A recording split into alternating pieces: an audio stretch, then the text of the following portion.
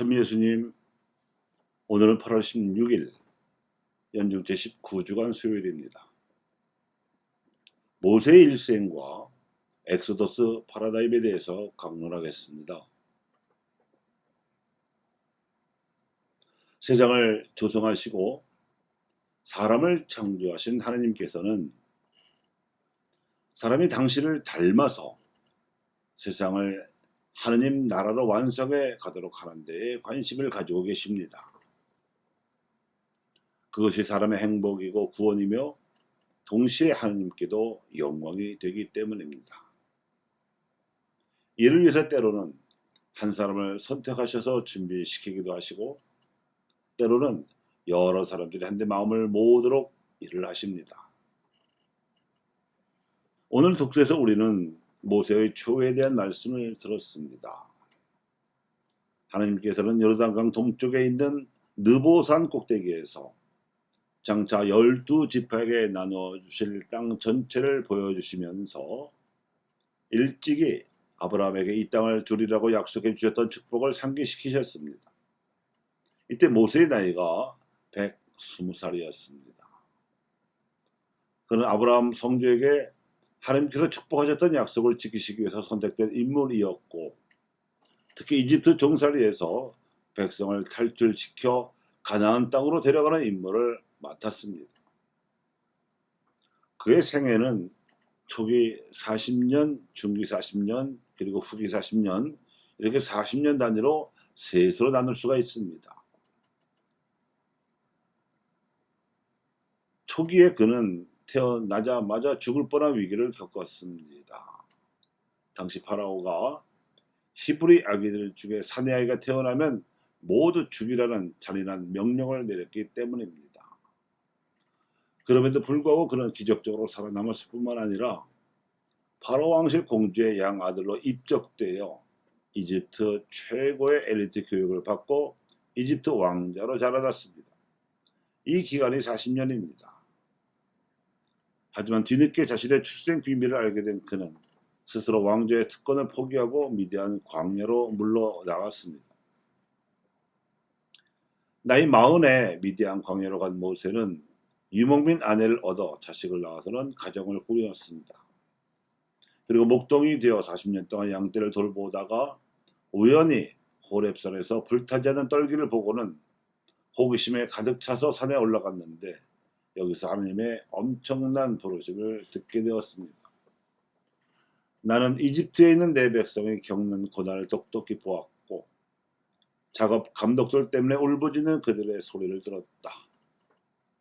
그래서 내가 그들을 이집트인들의 손에서 구하여 그 땅에서 저 좁고 넓은 땅으로 데리고 올라가려고 내려왔다.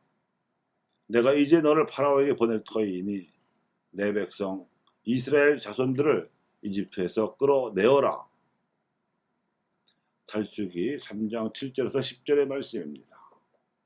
이때 모세의 나이가 80살이었습니다.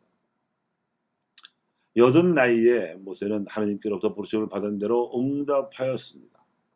형 아론과 함께 파라오와 대적했으나 파라오가 말을 듣지 않자 10가지 재앙으로 위협하여 기어코 이스라엘 자손을 이집트에서 이끌어내어 미디안 광야로 탈출하였습니다. 그리고 동족에게 하나님께서 지키라고 일러주신 십계명을 알려주고 하나님 백성으로 훈련을 시켰습니다.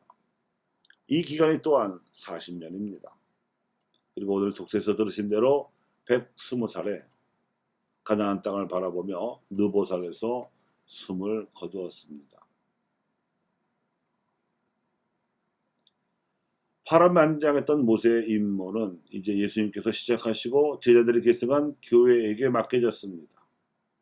그 임무는 여전히 고난받는 현대 히브리들을 압제자들로부터 해방시키는 일입니다. 가나안 이들에게 복음을 전하여 하나님 나라를 해방시키는 이른바 엑소더스 파라다임은 현재 진행 중입니다. 이를 위해서 반드시 필요한 일 중에 하나가 교회 구성원들이 교회의 임무를 숙지하고 서로 함께 하는 것입니다. 가나안 이들에게 복음을 전하여 하나님 나라로 해방시켜야 하는 하나님 백성으로서의 사명을 명심하고 이를 위해 힘을 합치는 것입니다. 옛적의 모세를 선택하셨던 하나님께서는 현대판 모세들로 우리를 선택하시어 교회로 부르셨고 마음을 모아 당신이 부여하신 사명에 따른 임무를 잘 수행하도록 필요한 능력을 청하라고 예수님을 통해 말씀하셨습니다. 단 두 사람이나 세 사람이라도 하나님의 이름으로, 다시 말해 복음과 해방의 이름으로 마음을 모아 구하면 이루어 주시겠다고 약속하셨습니다. 그 옛날 모세에게 주셨던 같은 약속을 즉 하느님도 우리와 함께 계시겠다고 약속해 주셨습니다. 그렇게 하기만 하면 당신이 하셨던 일보다도 더 큰 일을 할 수 있도록 도와주시겠다고 장담하셨습니다. 그런데 이 임을 저버리고 죄를 짓는 형제가 있다면 처음에는 단둘이 만나서 타일르고 그가 말을 듣지 않으면 한 사람이나 두 사람을 더 데리고 가서 설득해보고 그래도 듣지 않으면 교회가 나서서 충고해보라고 예수님께서 말씀하셨습니다. 이 말씀은 끝까지 포기하지 말고 설득하라는 뜻입니다. 교회의 말도 듣지 않거든 그를 이방인이나 죄인처럼 여기라는 말이 붙어있기는 하지만 예수님 말씀의 방점은 어디까지나 이 중차대한 임무를 수행하기 위한 설득에 찍혀 있습니다. 그만큼 믿는 이들이 함께 한다는 방식이 중요합니다. 그래야 예수 그리스도의 영이신 성령께서 믿는 이들의 공동체 안에서 현존하실 수 있기 때문입니다. 또한 그렇자면 중차대한 부르심을 받고 성실하게 응답하면서도 부르심의 성취인 가나안 땅을 눈으로만 볼 수 있었을 뿐 직접 가보지는 못하고 후계자에게 그 임을 물려주라는 하나님의 명령까지도 순명해야 했던 모세의 신앙을 본받을 필요가 있습니다.